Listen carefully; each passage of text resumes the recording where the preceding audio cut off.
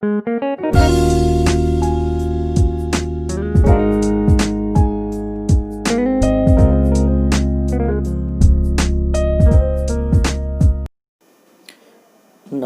વિદ્યાર્થી મિત્રો, કેમ છો? તમે તો મજામાં જ છો. ધોરણ 5 ગણિત અને એનું પ્રકરણ 7મું સપ્ટેમ્બર માસનું છેલ્લું પ્રકરણ છે મિત્રો. તમે પેટર્ન એટલે કે ભાત જોઈ શકો છો. તો આજુબાજુ તમે જુઓ, ચિત્રની અંદર દેખાય છે અલગ અલગ ડિઝાઇન તમને દેખાય છે મિત્રો.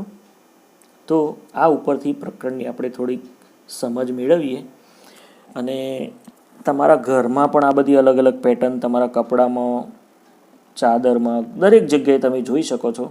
એ તમે અનુમાન કરજો આના શીખ્યા પછી મિત્રો. તો આ પેજ નંબર 99 ઉપર આ એક બાળકી છે, તે કહે છે મારી મમ્મીએ આ પેટર્ન બનાવી છે. એટલે અત્યારે ઘણા બધા વાલીઓ એના મમ્મી હોશિયાર હોય તો સરસ મજાની ચણિયાચોળી પર પેટર્ન બનાવે છે. એ ઘરગથ્થું કામ છે. તો બાજુમાંની દીકરી ઈશા કહે છે કે તારું સ્કર્ટ તો સુંદર છે. પછી એ જ કહે છે કે મેં આ એક કુર્તામાં આવા જ બ્લોકથી બનાવેલી એક અલગ પેટર્ન જોઈ છે. તો એ પૂછે છે કે તે કેવી રીતે અલગ હતી? હવે પેટર્નનો મતલબ થાય મિત્રો, પેટર્ન એટલે એક ડિઝાઇનને ચોક્કસ રીતે ગોઠવવાની એક રીત. હવે આ તમે જુઓ, મેં એરો મારીને બતાવ્યા છે. 12 થી 6ના ગાળામાં એટલે 1/2 આકાર ફરે છે. પહેલું છે, પછી બીજું છે બિલકુલ ઊંધું, પછી છતું, ઊંધું, છતું, એ રીતે ફરે છે મિત્રો.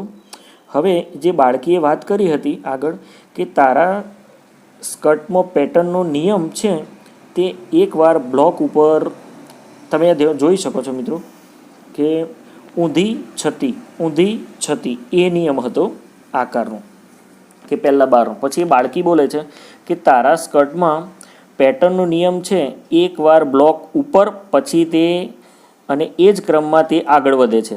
પરંતુ મારા ભાઈના કુર્તામાં દરેક વખત તે બ્લોક ઉપર છે અને પછી દરેક વખતે 1/4 ભાગ ફરે. 1/4 એટલે અગાઉના ચેપ્ટરમાં તમને શીખવ્યું હતું મેં કે 12 ઉપરથી કાંટાથી લો તો 3 ઉપર, 12ના 4 ભાગ કરો એટલે 4 તાલી 12, બરાબર છે. 3 3 એટલે 12 થી 3 ઉપર કાંટો આવે ત્યાં સુધી જ ફરે છે. આ બ્લોકને તમે નીચે એક બતાવું છું તમને, એ ધ્યાનથી જુઓ. તો 12 ઉપરના કાંટા પરથી અણી એની 3 ઉપર ફરે છે પહેલામાં.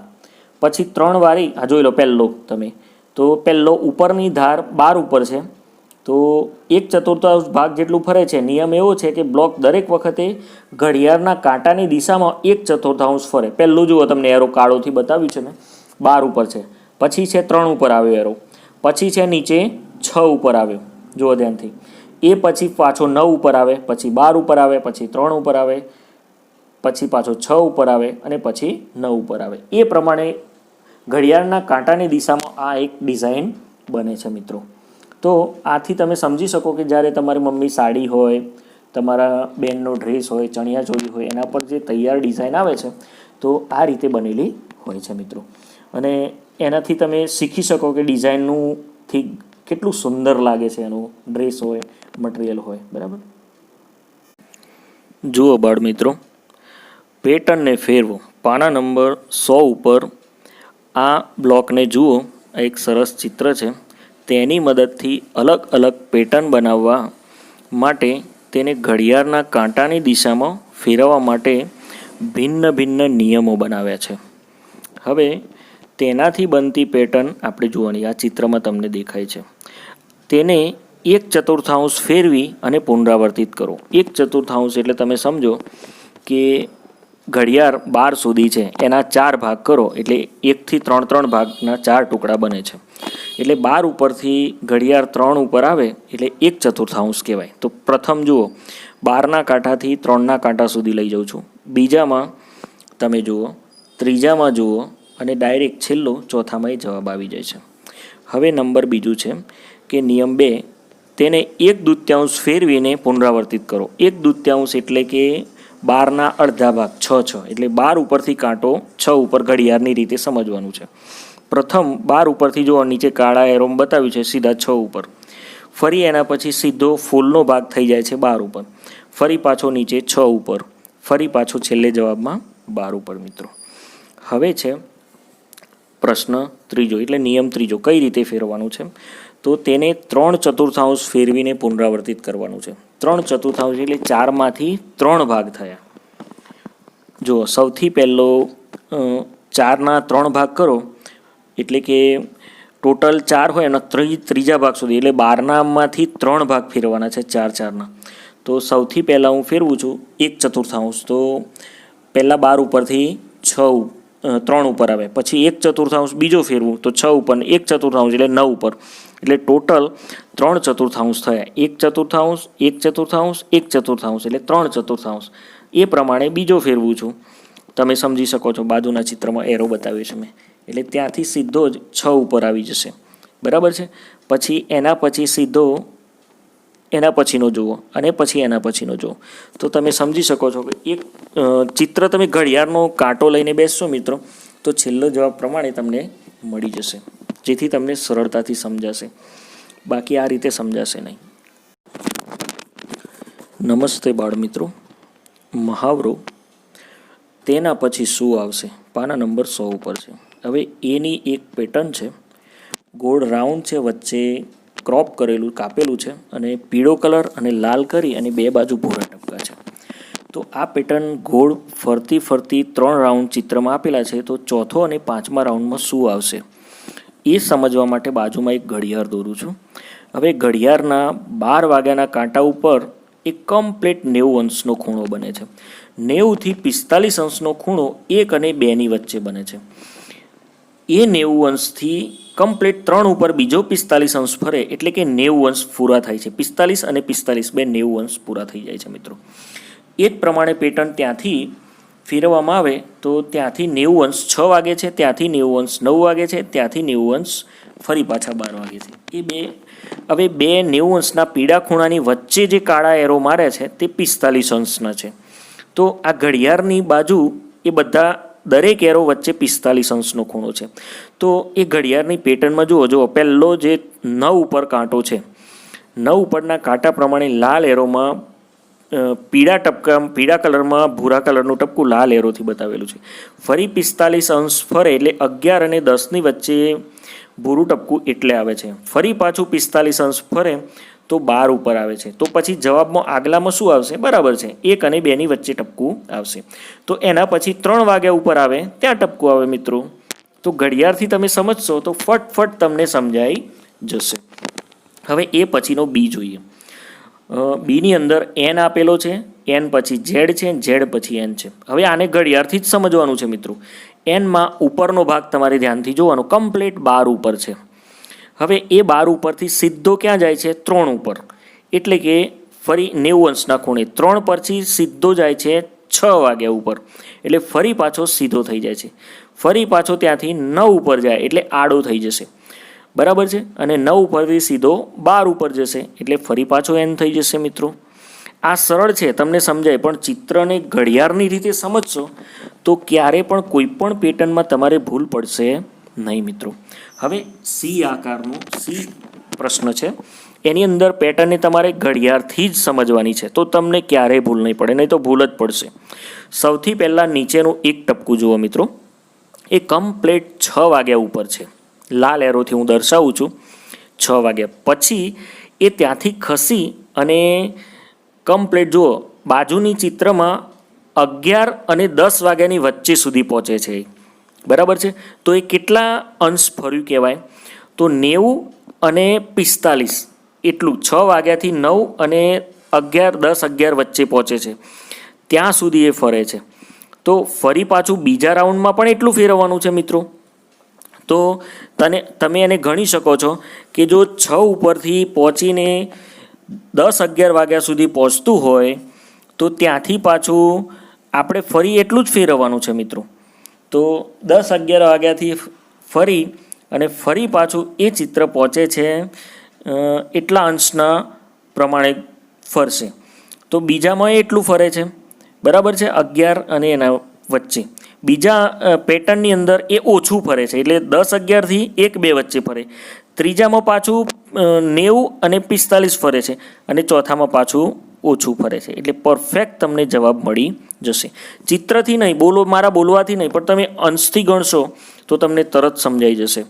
હવે ડી પેટર્ન છે એ તો બહુ જ સરળ છે મિત્રો. ડી પેટર્નમાં તમે જોઈ શકો છો કે એ કમ્પ્લેટ 6 વાગ્યાથી સીધા 9 વાગ્યા સુધી ફરે છે, 9 વાગ્યાથી 12 વાગ્યા સુધી ફરે છે.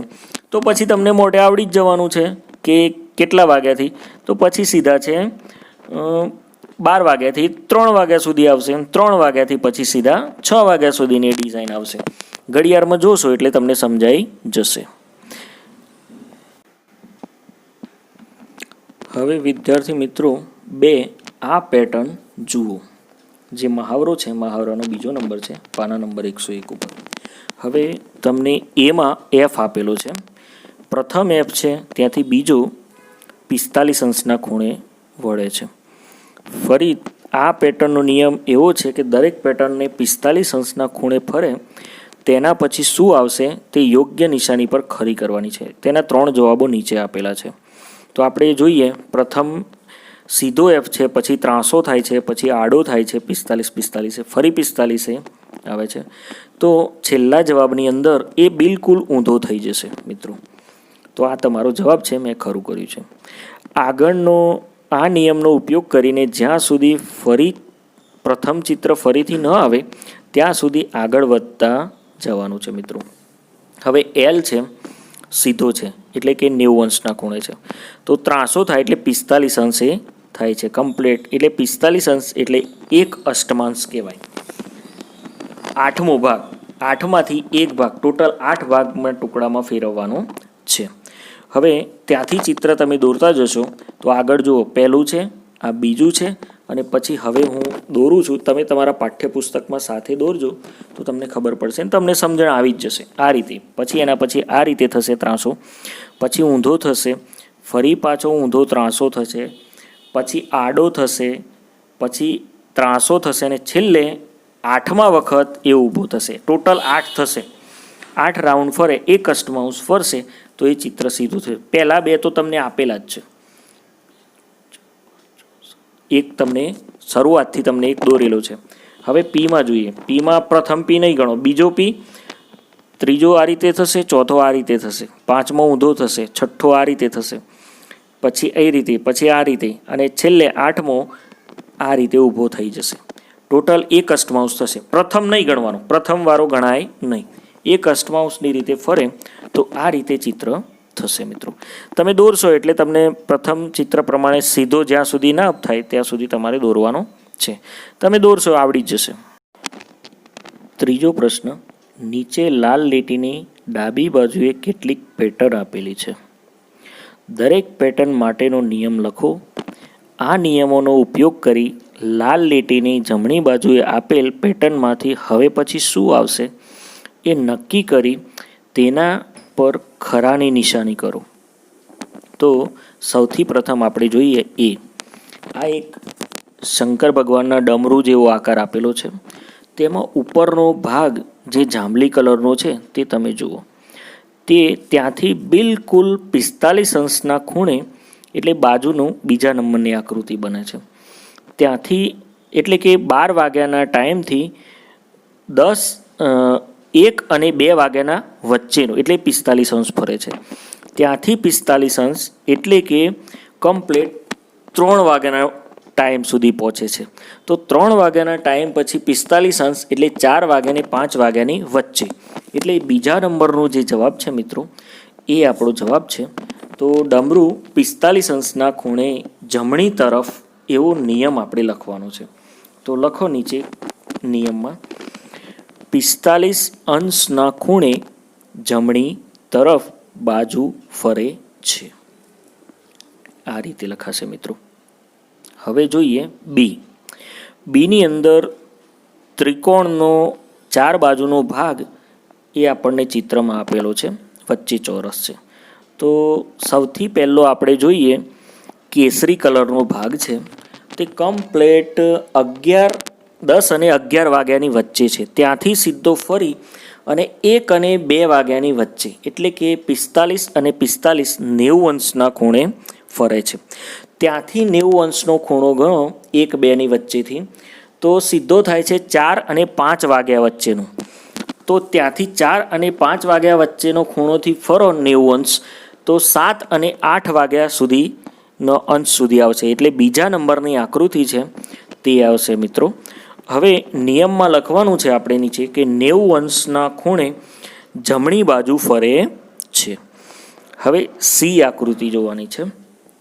તો સીમાં એસ કડક સીધો આપ્યો છે. પહેલાં ઊભો છે, પછી આડો છે, પછી ઊભો છે. ધ્યાનથી આપણે ઘડિયાળથી સમજશો તો તમારે ક્યારેય સમજવામાં ભૂલ નહીં પડે. સૌથી પ્રથમ જોઈએ તો કમ્પ્લીટ 12 વાગ્યા ઉપર એસ છે, તો એ ઉપરનું મોરું 12થી સીધું 3 વાગ્યા ઉપર છે, અને 3થી બીજું 6 વાગ્યા ઉપર છે, તો 6થી 9 વાગ્યા સુધી આવશે. તો પ્રથમ વાળો જવાબ એટલે લખવાનું 90 અંશ જમણી તરફ ફરે છે. હવે છેલ્લો છે ડી. ડીનું આ એક ઢ ઊંધો આપેલો છે. ઉપર સૌથી પ્રથમ જોઈ લો 12 વાગ્યા છે.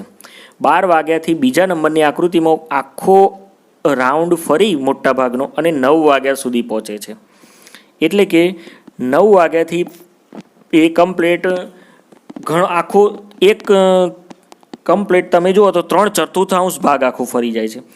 ફરી પાછો 3/4 ફરે છે. એટલે આપણો જવાબ આવશે પહેલો ઢ 3/4. તો તમારે ત્યાં લખવાનો છે જવાબ 3/4 ભાગ જમણી તરફ ફરે છે. ઘડિયાળના કાંટાથી ગણશો તો એ તમને સરળતાથી આ સમજાઈ જશે મિત્રો.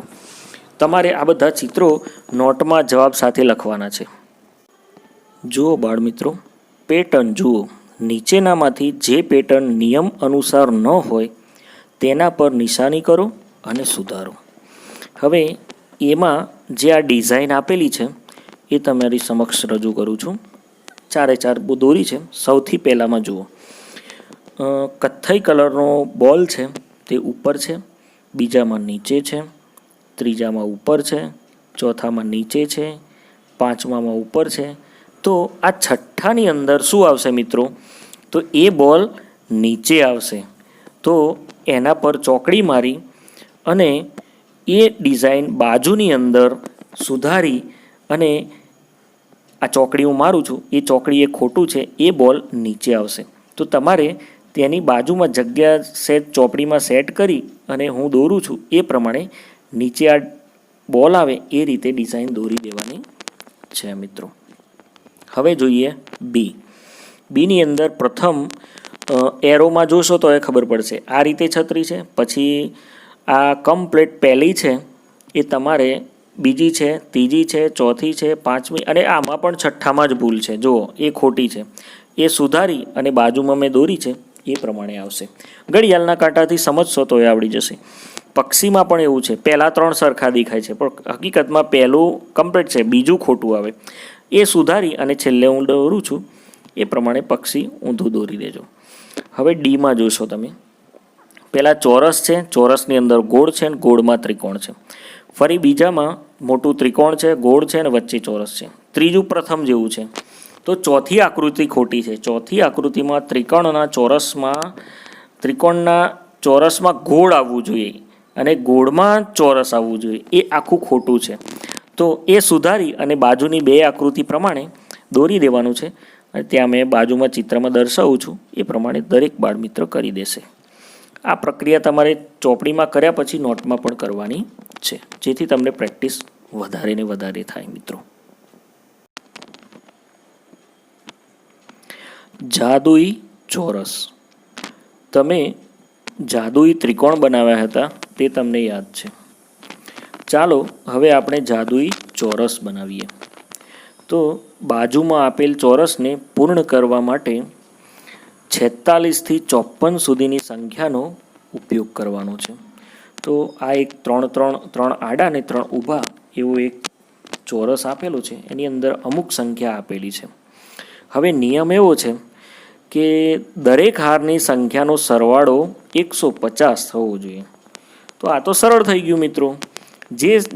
જે ખાનાની આડી લાઈનમાં 2 સંખ્યા થાય એનો સરવાળો કરી અને 150માંથી બાદ કરી દેવાનો. એટલે તમને જવાબ મળી જશે. તો જુઓ 52 અને 47નો સરવાળો કરીને 150માંથી બાદ કર્યો તો 51. હવે 51 ને 46નો સરવાળો કરી 150માંથી બાદ કરો તો ઉપરની જવાબ મળી જશે 53. હવે 53 અને 49નો સરવાળો કરી 150માંથી બાદ કરો તો વચ્ચેની સંખ્યા મળશે 4 8 48. હવે 48 અને 52નો સરવાળો કરી બાદ કરતાં 50 આવશે. છેલ્લો બાકી રહ્યો 49 અને 47નો સરવાળો કરી 150માંથી બાદ કરતાં 54 મળશે મિત્રો. તો આ તો બહુ જ સરળ હતી.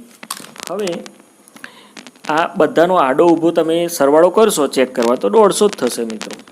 હવે જોઈએ એનાથી આગળ કે બાજુમાં એક ચોરસ આપણને આપેલ છે, તેને પૂર્ણ કરવા માટે 21થી 29 સુધીની સંખ્યાઓનો ઉપયોગ કરવાનો છે. નિયમ એવો છે કે દરેક હારની સંખ્યાનો સરવાળો 75 થવો જોઈએ. તો સેન્ટરમાં 25 આપેલા છે. હવે એક ગમે તે સંખ્યા આપણે ઉપર લખીએ છીએ કે ધારો કે તમને જેવો આઈડિયા આવે એ પ્રમાણે તમારે કરવાનું. હું એક આઈડિયાથી તમને લખીને બતાવું છું, મને જે રીતે સમજ પડે છે. તો તમે અલગ પણ હોઈ શકે જવાબ, એ ચિંતા નહીં કરવાની. 26 પછી લખું 21 પછી લખું 28, તો આડો સરવાળો કરતાં કમ્પ્લીટ થઈ જાય છે. હવે બાજુમાં લખું 27 અને 25, એનો સરવાળો કરીને જે બાકી રહે 75માં એ સંખ્યા ત્યાં લખી દેવાની. હવે ઉપલી બધી લાઈનનો સરવાળો કરી નીચે સંખ્યા લખી દેવાની 22, પછી 21 25નો સરવાળો કરીને 75માંથી બાદ કરતાં 29 અને 28 23નો સરવાળો કરી 75 બાદ કરતાં 24 આવે છે મિત્રો. તો આ તમે તમારી રીતે તમે બનાવશો તો ખાના ચેન્જ પણ થશે જવાબ, ચિંતા કરશો નહીં. આપણો નિયમ એ છે કે સરવાળો 75 થવો જોઈએ. હવે જોઈએ મિત્રો જાદુઈ ષટકોણ. આપેલ ષટકોણમાં સંખ્યાઓની પેટર્ન જુઓ અને તેની દરેક બાજુ પર 2 વર્તુળ તથા એક ચોરસ ખાનું છે. તો આ છોકરી કહે છે દરેક ચોરસ ખાનામાં તમને તે જ સંખ્યા મળે છે તે ખાનાની બંને બાજુના વર્તુળમાં આપેલ સંખ્યાનો ગુણાકાર છે. તો આપણે સૌ પ્રથમ જોઈએ મિત્રો, તો 14 અને 7, બે બાજુ 14 અને 7 છે તો વચ્ચે 98 આપેલા છે, દેખાય છે. તો ઘડિયો થાય 14 + 98, બરાબર છે, સાચી વાત છે. હવે એની બાજુમાં જોઈએ 7 એક ગોળમાં આપેલા છે અને પછી છે 10, તો 10 + 7 થાય 70, તો એ પણ સાચી વાત છે મિત્રો. તો આ ઘડિયા તમને આવડતા હશે તો તમને સરળતાથી સમજાઈ જશે. એ પછી છે 20, ચોરસની અંદર 20 છે તો 10 × 2 = 20, એ પણ બરાબર છે. પછી છે 26, તો 13 × 2 = 26. પછી છે 65, 13 × 5 = 65. પછી છે 70, 14 × 5 = 70. આ રીતે સરસ આ ષટકોણ અમુક સરસ અંકોની ગણતરી ગુણાકાર દ્વારા પૂર્ણ થાય છે. હવે નીચે તમને એક ગણતરી આપેલી છે, 5 × 13 = 65. બાજુના ખાનામાં આપેલ સંખ્યા 65 જુઓ, તેની બંને બાજુએ કઈ સંખ્યા ધરાવતો વર્તુળ છે? તો બાજુમાં આપણે જોઈએ તો 70 જવાબ આપેલો છે. તો કયો નિયમ લાગે છે? તો 70ના આજુબાજુ કઈ સંખ્યા છે? તો 14 અને 5, બરાબર મિત્રો. તો એ 14 અને 5 તમે તમારા નોટમાં નોંધવાની છે અને ચોપડીમાં પણ નોંધવાની છે. તો આપણો જવાબ થાય છે 14 × 70. હવે નીચે આપેલા ષટકોણને પૂર્ણ કરવા માટે ઉપર મુજબના નિયમનો આપણે ઉપયોગ કરવાનો છે મિત્રો. તો આ એક એ ટાઈપનું ષટકોણ છે અને એક બી ટાઈપનું છે. તો એ ટાઈપમાં આપણે સૌથી પ્રથમ જોઈએ કે 9 અને બાજુમાં 108 આપેલા છે. તો કેટલાના ગુણાકારથી 108 આવશે? તો 12 × 9 = 108. તો જવાબમાં ખાનામાં લખાઈશું મિત્રો આપણે એકડ બગડ 12. હવે એની બાજુમાં ડાબી બાજુ જોઈએ, 11 અને 9 વચ્ચે જવાબ શું આવશે? તો 11 × 9 = 99 આવશે મિત્રો, બરાબર. આ 2 થયા. હવે 11 અને 6ની વચ્ચે, તો 11 × 6 = 66 આવશે મિત્રો. હવે એની નીચે જોઈએ આપણે તો 17 અને 6ની વચ્ચે 17 × 6 = 102 આવશે. પછી એ પણ પૂર્ણ થયું. હવે 17 અને 7નો ગુણાકાર કરીશું તો 17 + 7 = 119 આવશે મિત્રો. હવે છેલ્લું બાકી રહ્યું 12 + 7 = 84 આવશે. તો એ પણ પૂર્ણ થયું. આ રીતે તમે પાઠ્યપુસ્તકનું આખું ગણતરી ચોપડીમાં જોયા સિવાય ગણશો મિત્રો. હવે બી આકૃતિમાં સૌથી પહેલાં જોઈએ, 104 આપેલા છે ને 8 આપેલા છે, બરાબર છે મિત્રો. તો 8ને કેટલાય ગુણતા 13 આવશે, તો 13 અઠ્ઠા, તો પહેલામાં 13 જવાબ આવશે. બીજામાં 8 અને 8નો ગુણાકાર છે, ઈઠ્યું 64 આવે છે મિત્રો. હવે બાજુમાં નીચે લખી દેતા 4 અને 64ની વચ્ચે કયો આવે છે? 4 અને 64ની બાજુમાં તો 16 ચોક 64, તો ત્યાં 16 લખી દઈશું. પછી છે 4 અને 6, 6 ચોક 24 આવશે.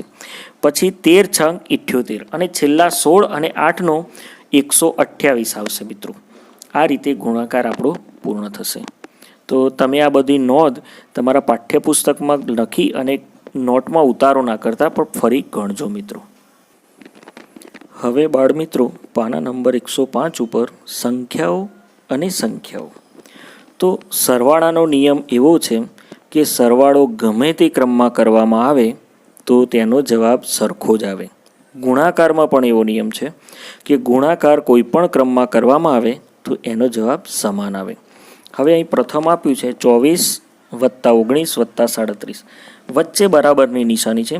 ત્યાંથી સામેની બાજુ 37, 24 અને 19, એ ત્રણેય સંખ્યાનો ક્રમ બદલાયો છે. તો સરવાળામાં કોઈ ફેર આવશે તો ના મિત્રો, ત્રણેયનો જવાબ સાચો જ આવશે. વચ્ચે બરાબર છે એટલે એનો સરવાળો ડાબી બાજુનો ને જમણી બાજુનો જવાબ સરખો જ આવશે. એ જ પ્રમાણે બી છે. હવે નીચે જુઓ, શું તેઓ સમાન છે? આ જ રીતે ખાલી સ્થાનની પૂર્તિ કરવાની છે મિત્રો. તો એમાં જોઈએ 14 આપેલા છે, વત્તા ખાલી જગ્યા વત્તા ખાલી જગ્યા બરાબર 34 + 14 + 20. તો આ તમે એરો બતાવું છું એ પ્રમાણે આ સાઈડની જે સંખ્યા 2 છે એ ઉઠાઈને ક્રમમાં ત્યાં મૂકી દેવાની છે. તો વચ્ચે બરાબર છે, એરો પીળોથી દર્શાવ્યું છે મેં. બરાબરની બંને બાજુનો વત્તાકારનો જવાબ સરખો જ આવે. વત્તાકારનો નિયમ છે, કોઈ પણ ક્રમમાં સંખ્યા લખી હોય જવાબ એનો એ જ આવે. 2 + 3 કરો કે 3 + 2 કરો, જવાબ સરખો જ આવે. હવે બીમાં જોઈએ મિત્રો, 42 વચ્ચે આપેલા છે અને બીજી બાજુ બરાબરમાં 65, 80 આપેલા છે. તો એ 65, 80 બીમાં ડાબી બાજુ લખવાના છે ને ડાબી બાજુના 42 એ જમણી બાજુએ વચ્ચે લખવાના છે.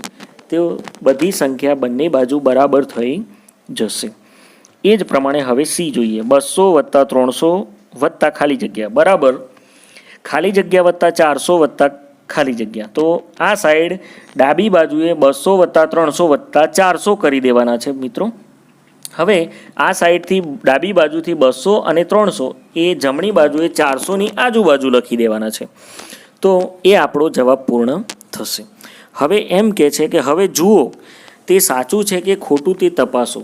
તો ડીમાં જોઈએ 48 × 13 છે.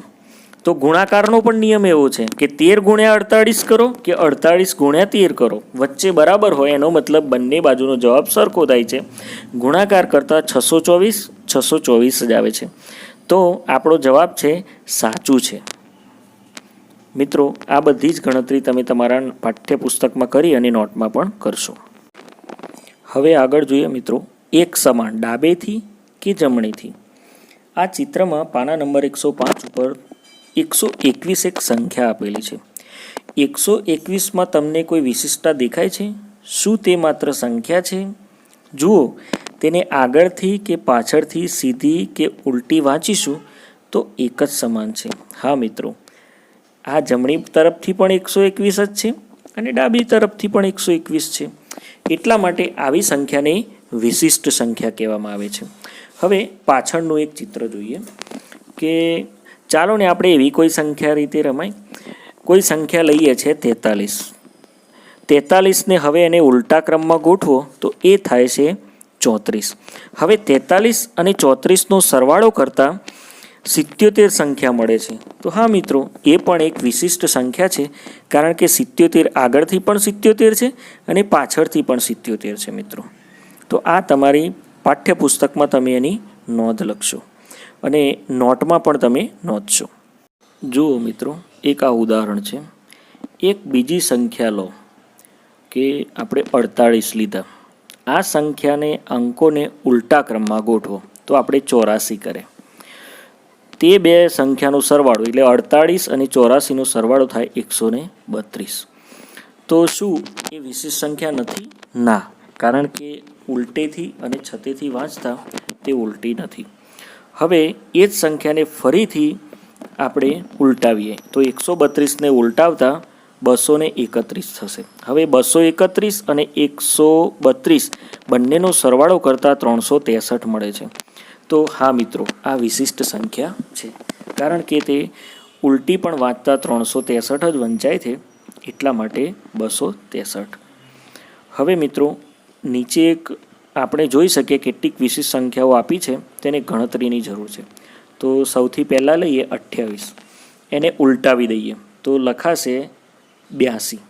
આ બંનેનો સરવાળો કરીએ તો સરવાળો કરતાં 8 અને 2 10નું આવશે 0. તો એક વધી ઉપર મૂકીશું, 8 પછી 9 10 અને 11, તો જવાબ આવશે 110. હવે આ પણ વિશિષ્ટ સંખ્યા નથી. ફરી એ સંખ્યાને આપણે ઉલટાવી દઈશું નીચે તો લખાશે 0 1 1, એટલે કે ઉલટાવીને લખાય તો 0 11 લખાશે મિત્રો. તો 110 વત્તા 0 11નો સરવાળો કરીએ છીએ મિત્રો આપણે. તો બંનેનો સરવાળો કરતાં 1 અને 0નો સરવાળો થાય છે 1, 1 અને 1 2, 1 અને 0 તો 1 થાય છે. તો આપણને મળે છે આ મળતી સંખ્યા એ વિશિષ્ટ સંખ્યા છે. હવે જોઈએ આપણે મિત્રો બીની અંદર આપણને આપ્યા છે 132. આ બધો ગણતરી તમારે એકવાર જોઈ લેવાની છે અને પછી નોટબુકમાં તમારે બધી જ ગણતરી કરવાની છે. તો 132 તમારી સામે લખ્યા છે અને ઉલટાવી દીધા 231 થયા. આ બંનેનો સરવાળો કરીએ છીએ મિત્રો. તો એ સરવાળો કરતાં 2 ને 1 3, 3 ને 3 6, 2 ને 1 3, તો 263 આ વિશિષ્ટ સંખ્યા એક જ સરવાળામાં આપણને મળી ગઈ છે. પણ હવે એ પછીનું સ્ટેપ છે સી 273. એ ખૂબ લાંબી ગણતરી છે, તો તમારી સમક્ષ રજૂ કરું છું. 3 થી 4 સ્ટેપમાં ગણાશે. હવે 273 એને ઉલટાવી દઈએ તો 372 થાય છે. એ બંનેનો સરવાળો કરીએ છીએ મિત્રો આપણે. તો 3 ને 2 5 થાય છે, 7 ને 7 14 4 થાય છે. વધી ઉપર 1 મૂકીએ છીએ તો 3 ને 2 5 ને 1 6, 645 થાય છે, જે વિશિષ્ટ સંખ્યા નથી. આ 645 બાજુમાં લખી અને એને ઉલટાવીને નીચે લખીએ છીએ મિત્રો બીજા સ્ટેપમાં, અને એ બંનેનો સરવાળો કરીએ છીએ. તો 6 ને 5 11નો એકડો, વધી 1, 4 ને 4 8 ને 1 9, 5 ને 4 9. તો 6 ને 5 11 થાય છે. 11ના 1 અને વધી 1 એટલે 1191 થાય છે. એ પણ વિશિષ્ટ સંખ્યા નથી મિત્રો. હવે આગળ જોઈએ છે 1191 છે. હવે આ 1191 ઉલટાવી દઈએ 1911 થાય છે. એ બંનેનો સરવાળો કરતાં 1 ને 1 2, 9 ને 1 10નું 0, વધી 1, 9 ને 1 10 ને 11નો એકડો, વધી 1 1 1 ને 3. હવે 3102 સંખ્યા થાય, એને ઉલટાવી દઈએ મિત્રો 2102. હવે આ બંનેનો સરવાળો કરતાં 2 ને 2 4 થાય છે, 0 0 0 થાય છે, 1 ને 1 2 થાય છે, 3 ને 2 5 થાય છે. આ પણ વિશિષ્ટ સંખ્યા નથી મિત્રો. હવે એ સંખ્યા આપણે બાજુમાં નીચે લખું છું 5204. હવે એને ઉલટાવી દઈએ છીએ, એને 4 4 0 2 5. આનો સરવાળો કરતાં 5 ને 4 9, 2 ના 2, 2 ના 2. હવે મિત્રો આ લખવામાં એક મિસ્ટેક થઈ ગઈ છે. 2 ના બદલે ત્યાં 0 લખાઈ ગયું છે, તો તમે જાતે સમજી લેજો કે ત્યાં 0 છે. એટલે આ વિશિષ્ટ સંખ્યા મળી ગઈ છે. હવે અત્યારે સુધારો શક્ય નથી મિત્રો. એટલે 9229 ઊંધી વાંચો તો પણ 9229. શૂન્યની જગ્યાએ તમારે 2 જોવાનો છે મિત્રો. તો એક સહેજ ભૂલ મારી માફ કરી દેજો કમ્પ્યુટરમાં. ઓકે મિત્રો, તો આગળનું આપણે પ્રકરણ જોઈએ અને તમે આ બધી જ ગણતરી તમારા નોટમાં કરશો. હવે મિત્રો આપણે શબ્દોને વિશિષ્ટ રીતે લખીએ. તો ત્યાં લખેલું છે એક નો લેમન્સ, નો મેલન. આમને આમ વાંચો કે આ રીતે ઊંધું વાંચો, બંને સરખું જ વંચાય છે. એ પ્રમાણે નીચેનું એક શબ્દ છે કે સ્ટેપ નોટ ઓન પેટ્સ, તો એ પણ ઊંધું વાંચો તો સ્ટેપ નોટ ઓન પેટ્સ જ વંચાય છે. આવું આપણે ગુજરાતીમાં પણ થોડું શીખી ગયા છીએ. તો ગુજરાતીના વાક્યો તમે જોયેલા યાદ હશે તો તમે યાદ કરજો, એ પ્રમાણે અંગ્રેજીના પણ બનાવજો. જો મિત્રો, કેલેન્ડરનો જાદુ. તો નીચે આપેલો એક કેલેન્ડર જુઓ તમે, કે ચાલો આપણે કેલેન્ડરમાં 3x3નું 9 તારીખોનું ખાનું એક ચોરસ ખાનું બનાવી લઈએ. તો આ એક પાઠ્યપુસ્તકમાં 107 નંબર પર બનાવેલું છે. હવે એક બાળકી બોલે છે કે હું આ ખાનાની તમામ સંખ્યાઓનો સરવાળો ખૂબ જ ઝડપથી કરી શકું છું. તો બીજી બાળકી કહે કે પરંતુ તેમાં થોડો સમય લાગશે નહીં? તો એ બાળકી કહે છે કે સરવાળો 99 છે. તો આપણે તપાસીએ મિત્રો કે આ સરવાળો બરાબર છે, સાચો છે. કે એને શું કર્યું છે કે નીચે ગણતરી તમને આપેલી છે કે આ તમામ સંખ્યાઓનો સેન્ટરની સંખ્યા ચોરસ ખાનામાંથી 11 એ લઈ લીધી. એ 11ને ગુણ્યા 9 કરી દીધા એ બાળકીએ. તો 11 9 થાય 99. તો એ ખાનાનો જવાબ થાય 99. હવે તમારા પાઠ્યપુસ્તકમાં થોડુંક જુદી રીતે આપેલી છે ગણતરી. એને એવું કીધું છે સૌથી નાની સંખ્યા લો, તો એમાં સૌથી નાની છે 3. 3માં 8 ઉમેરો, તો 3માં 8 ઉમેરે તો 11 થયા. હવે તેને 9 વડે ગુણો, તો 11 9 99. આમાં થોડોક સમય લાગે છે. તો એ રીતે તમે પરિવાર સાથે કરશો તો તમને ખૂબ મજા આવશે. સંખ્યાઓની કેટલીક વધારે પેટર્ન. કોઈ એક સંખ્યા લો, તેને દર વખતે વારાફરતી 2 3 4 વડે ગુણો. દરેક વખતે તેમાં 3 ઉમેરો. જવાબમાં કેટલો તફાવત આવે છે તે જુઓ. શું આ તફાવત દર વખત એક સરખો રહે છે? તો જોઈએ બાળ મિત્રો, તમારી સમક્ષ આ પાના નંબર 108માં આપેલું જ છે. એ દર્શાવું છું કે પ્રથમ હરોળમાં 12 લખેલા છે, બાકીના 3 ખાનામાં નથી, એ આપણે લખી દઈશું. ગુણ્યા 2 ગુણ્યા 3 ગુણ્યા 4 ગુણ્યા 5, પછી લખવાના છે આપણે 6. હવે અને 7ની નીચે 8 અને 8ની નીચે 9, એ પ્રમાણે ક્રમિક લખીશું. અને 3ના 3 3 3 સરવાળામાં છે, એમાં છેલ્લા ખાનામાં પણ 3 લખીશું. તો સૌ પ્રથમ જોઈએ 12 ગુણ્યા 5 તો આપેલા છે, 12 ગુણ્યા 6 કરીએ છીએ. તો 12 6 72માં 3 ઉમેરીએ તો 75 જવાબ આવે છે મિત્રો. પછી બીજું જોઈએ 12 7 84, 84માં 3 ઉમેરીએ તો 85 86 અને 87 આવે છે. પછી જોઈએ 12 8 96, એમાં 97 98 અને 99 આવે છે. અને છેલ્લો જોઈએ 12 9 108, એમાં 3 લખેલા નથી, એ લખી દઈએ. તો 108માં 3 ઉમેરીએ 9 10 અને 11, એટલે 111 આવે છે મિત્રો. હવે બાજુમાં જોઈએ કે શું એનો દર વખતનો સરવાળો કરતાં તફાવત સરખો આવે છે. તો સરવાળો કરીએ છીએ 39 ઓછા 27, એટલે 12 આવે છે.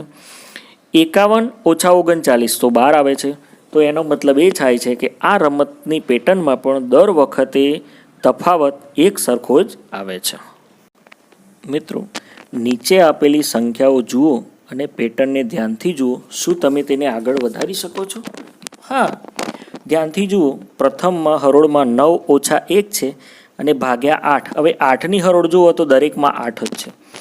હવે પ્રથમ લાઈન જુઓ 9 ઓછા 1 છે, તો બીજામાં 9 પછી એક સંખ્યા વધારી છે, એનાથી ઓછા કર્યા છે 8, ઓછા 2 કર્યા છે. તો દરેકમાં 1 2 3 4 5, પછી 6 અને 7 લખી દઈશું મિત્રો. એ જ પ્રમાણે ક્રમશઃ વધારતા જઈશું. સૌથી 9 ઓછા 1 ભાગ્યા 8 બરાબર 1 છે. પછી 9 અને 8 લખ્યા છે, ઓછા 2 ભાગ્યા 8 બરાબર 12 થાય છે. તો બીજામાં 9 8 અને પાછા 7 લખ્યા, ભાગ્યા 3, ભાગ્યા 8 કરો છો એટલે 1 2 ને 3 જવાબ આવે છે. એ જ પ્રમાણે ક્રમિકમાં સંખ્યા ઉમેરતા ઉમેરતા 5નો 6, તો 1 2 3 4 5 6 થાય છે. અને છેલ્લે છે 9 8 7 6 5 4 3 અને ઓછા 7 ભાગ્યા 8, તો 1 2 3 4 5 6 ને 7 આવી જાય છે મિત્રો. આ રીતે તમે તમારા પાઠ્યપુસ્તકમાં કરશો. હવે સ્માર્ટ સરવાળો તમારી સમક્ષ પાના નંબર 109 ઉપર આ એક સરવાળો ઉપર આપેલો છે. જો કોઈ તમને 10 સંખ્યાઓ એક સાથે ઉમેરો કરવાનું આપે તો તમે શું કરશો? તો સૌથી પહેલી હરોળમાં જુઓ 1 + 2 + 3 + 4 + 5 + 6 + 7 + 8 + 9 + 10 બરાબર 55 છે. બીજી હરોળમાં લાઇનમાં 11 + 12 એ પ્રમાણે લખવાના છે. ત્રીજામાં 21થી લખવાના છે 30 સુધી. ચોથામાં 31થી 40 સુધી. પાંચમામાં 41થી 50 સુધી. તો સૌથી બીજી જોઈએ 11 થી 12 પછી લખીએ છીએ 20 સુધી. તો સરવાળો થાય છે 155. તો હવે 21માં લખીએ આપણે 21 થી 22, 23, 24, 25, 26, 27, 28, 29 અને 30. તો સરવાળો થશે 255. તો તમે હવે સમજી ગયા છો કે 55માં 100 ઉમેર્યા તો 155, પછી 255, પછી 355, 455, 555 અને છેલ્લે જવાબ આવશે 655. તો આ એક જવાબની પેટર્ન તમને શીખવાની બહુ જ મજા આવશે મિત્રો. તમે કરી શકો છો તમારી નોટમાં સરવાળો કરીને. અયુગ્મ એટલે કે એકી સંખ્યાઓ. આપણે 1 થી 10માં એકી સંખ્યા જોઈએ તો 1 2 ના આવે, 3 4 ના આવે, 5 6 ના આવે, 7 8 ના આવે અને 9 એ બધી એકી સંખ્યાઓ કહેવાય, જેના બે ભાગ પડતા નથી. એને અયુગ્મ એવો શબ્દ કહેવામાં આવે છે. તમારી સમક્ષ આ એક ચિત્ર છે. એમાં અયુગ્મ એટલે એકી સંખ્યાઓનો સરવાળો છે. તેનો જવાબ વચ્ચેના ખાનામાં છે અને પછી એનો ગુણાકારની પેટર્ન સરખી આવે છે. તો 1 + 3 એટલે જવાબ આવે છે 4. ધ્યાનથી જોજો આ એરોમાં. તો 4નો બરાબર 2 × 2 કરો એટલે 4 આવી જાય છે મિત્રો. તો એ તમને મજા આવશે. એ જ પ્રમાણે પેટર્નમાં નીચે જોઈએ તો 1 + 3 + 5 એટલે એકી જ સંખ્યા લીધી છે, બેકી નથી લીધી. તો એનો સરવાળો કરતાં 9 આવે છે. તો 9નો ગુણાકાર 3 તાલી 9.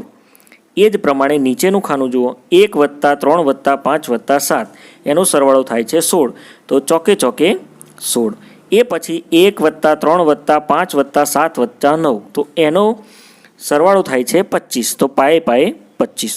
એ પછીની જોઈએ 1 3 5 7 9 અને 11 એનો સરવાળો થાય 36. છાય 36. એ પછીની સંખ્યા 1 3 5 7 9 11 13 તો એનો સરવાળો થાય 49. તો 70 49. કેટલી મજાની પેટર્ન છે મિત્રો. તો આવું તમે કંઈક નવું સંશોધન કરશો અને મને મોકલજો તો મને પણ મજા આવશે. અજ્ઞાત સંખ્યાઓ. બન્નો અને વિનોદ કોઈ એક સંખ્યા ધારે છે. આ સંખ્યાઓ વિશે અનુમાન લગાવી શકાય તે માટે તેઓ કોઈ સંકેત આપે છે. આ સંકેત દ્વારા બંને જણા એકબીજાને ધારેલી સંખ્યા વિશે અનુમાન લગાવીને તે સંખ્યા જાણવાનો પ્રયત્ન કરે છે. હવે એની શરતો છે. પ્રથમ શરત છે તે 100ના અડધા કરતાં મોટી છે. તો 100ના અડધા 50 છે. તો એ સંખ્યા 50થી મોટી હશે.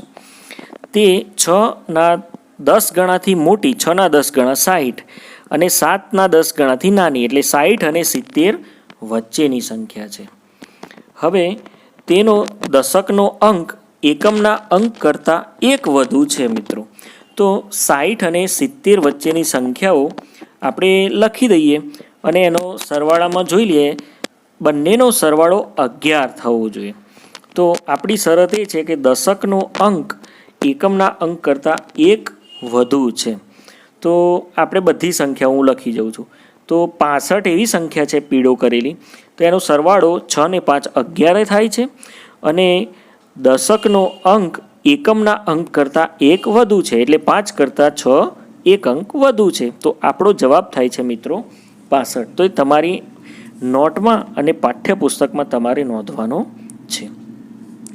હવે બીજી એક રમત જોઈએ મિત્રો. એની શરતો છે તે 100ના અડધા કરતાં નાની છે. 100ના અડધા 50 થાય છે. 50થી નાની છે કોઈ પણ સંખ્યા. તે 4ના 10 ગણાથી મોટી એટલે 40 કરતાં મોટી છે. તે 50ના 10 ગણાથી નાની છે એટલે 50થી નાની છે એટલે 40 અને 50ની વચ્ચે એટલે 41થી 49ની વચ્ચે છે. તે દશકની અંક તેના એકમના અંક કરતાં 2 વધુ છે એટલે એકમ અને દશક એનો દશકનો અંક એકમના અંક કરતાં 2 વધારે છે. તો 40થી માંડીને 49 સુધીની સંખ્યા તમે લખો તો એમાં 42 એવી સંખ્યા છે ચોગડ બગડ કે તે એનો દશકનો અંક એકમના અંક કરતાં 2 વધુ છે અને બંનેનો સરવાળો પાછો 6 થવો જોઈએ. તો 4 અને 2 6 અને 2 એકમ છે, એકમ કરતાં 2 વધુ છે એટલે કે તે 4 છે. તો આપણો આ જવાબ છે. વિસ્મયકારક સંખ્યાઓ.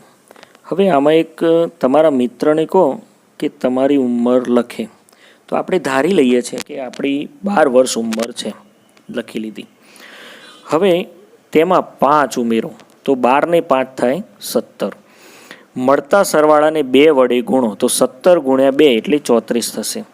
તેમાંથી 10 બાદ કરો એટલે 34માંથી 10 બાદ થશે તો 24 રહેશે. પછી તેને 2 વડે ભાગો એટલે 24ને 2 વડે ભાગતા 12 જવાબ આવે છે. તો તમે શું માન્યું?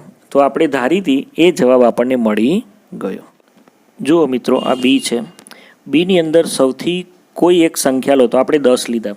10ને 2 વડે ગુણ્યા તો 20 થયા. 20ને 5 વડે ગુણ્યા તો 100 થયા. 100ને 10 વડે ભાગ્યા તો ફરી પાછા 10 આવી ગયા. તો કેવી મજા આવી? આવી અનેક તમે ગણતરી પોતાની રીતે કરી શકો મિત્રો. જો મિત્રો, એક બીજી સંખ્યા લઈએ. કોઈ એક સંખ્યા લો તો આપણે 8 લીધા. 8ને બમણા 2 વડે ગુણ્યા તો 16 થયા. 16ને ફરી પાછા બમણા કર્યા, 16 દુ 32 થયા. 32માં 8 આપણે લીધેલી સંખ્યા ઉમેરી તો 40 થયા. હવે આ 40ને હવે ફરી પાછા બમણા કરવાના તો 40ને 2 વડે ગુણ્યા તો 80 થયા. હવે તેને 10 વડે ભાગો તો 80ને 10 વડે ભાગ્યા તો ફરી પાછો આપણી ધારેલી સંખ્યા 8 મળી જાય. જુઓ મિત્રો, હવે ડી. આપેલી સંખ્યાઓની આપેલી પેટર્ન જુઓ અને તેમાં આગળ વધો. તો 1 બરાબર 1 ગુણ્યા 1 આપેલા છે. પછી છે 121 બરાબર 11 ગુણ્યા 11 કરેલા છે. પછી છે 12321 એટલે ક્રમિક 1 2 3 ને પછી 2 1 એ રીતે. તો 111 ગુણ્યા 111. તો ફરી આપેલી છે 1 2 3 4 પછી 3 2 1. તો જવાબ આવશે 1111 1111 મિત્રો. તો હવે તમે જાતે વિસ્મયકારક સંખ્યાઓ બનાવો અને નવી પેટર્ન બનાવી અને મને મોકલજો. મિત્રો, આ પ્રકરણ આપણું અહીંયા સપ્ટેમ્બર માસનો એન્ડમાં પૂર્ણ થાય છે. તો હું એવી ઈચ્છા રાખું કે દરેક મિત્રો મારા બધા જ વિડીયો ફરીથી જુએ અને આગલી પરીક્ષાની તમે પરફેક્ટ તૈયારી કરો મિત્રો. તો હું એટલી જ આશા રાખું કે તમે આનંદથી ભણો અને ખુશ રહો અને તમારું સ્વાસ્થ્ય સાચવો. આવજો મિત્રો.